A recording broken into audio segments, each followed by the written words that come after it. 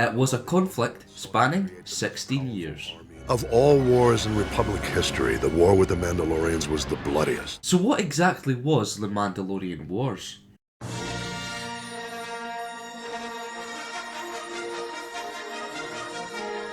The Kanguzans presents Star Wars Lore Episode 67, The Mandalorian Wars.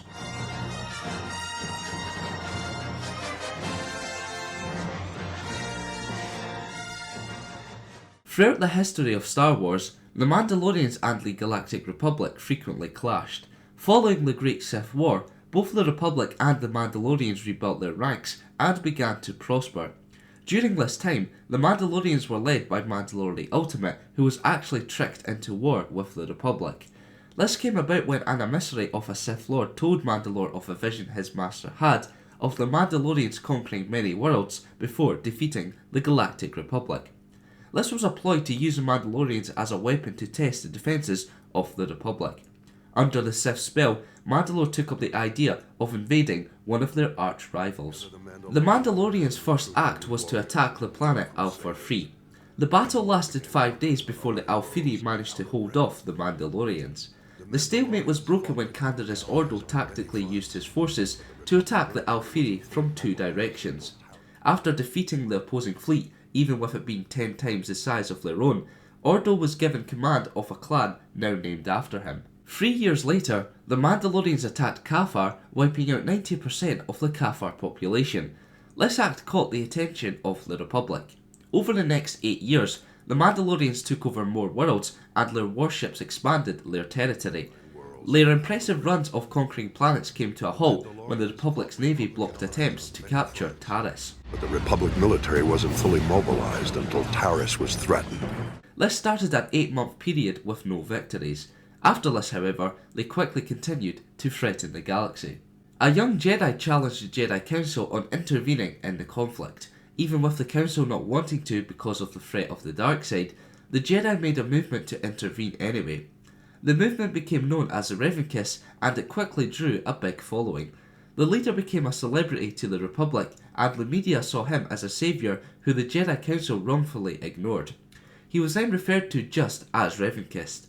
As Revankist continued to spread his message, the Mandalorians were gaining the upper hand over the Republic, and conquered even more worlds.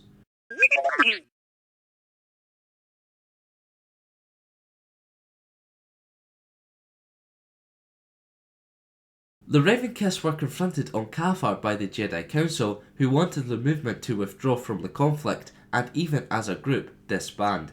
During this conversation, Revankists found a Mandalorian mask left from when the Mandalorians conquered Cathar.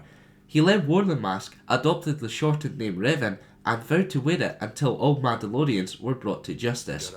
To appease the Council, Revan proposed the idea that the Jedi would serve alongside the Republic military as alleged healers, just like the Mercy Corps from the Great Sith War. The Council reluctantly agreed, and so Revan was given official command of the Revankists.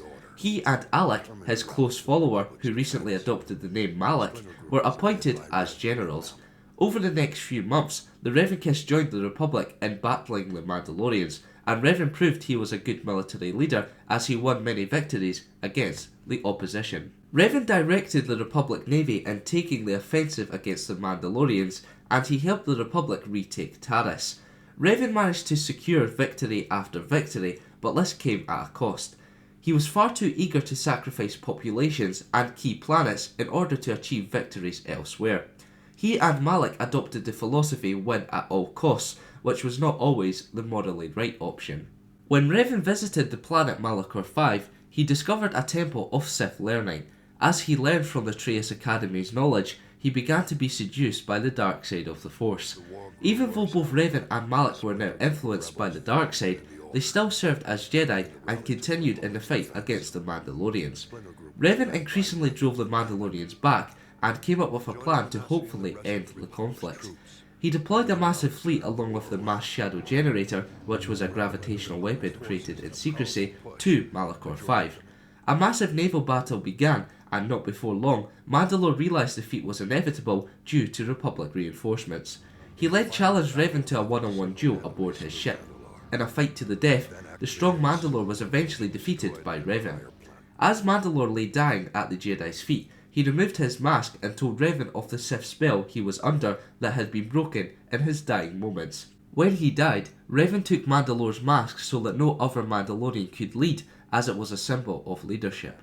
To finish the conflict, the mass shadow generator was activated, causing most of the Mandalorian fleet and a large part of the Republic fleet to be drawn into a huge gravity vortex. Tens of thousands died when the vessels collided with Malakor's surface. Any remaining Mandalorians transmitted their unconditional surrender to the Republic. It was there, of course, that Revan and Malak found the Sith Empire. And upon meeting the Emperor, their fall to the dark side was complete.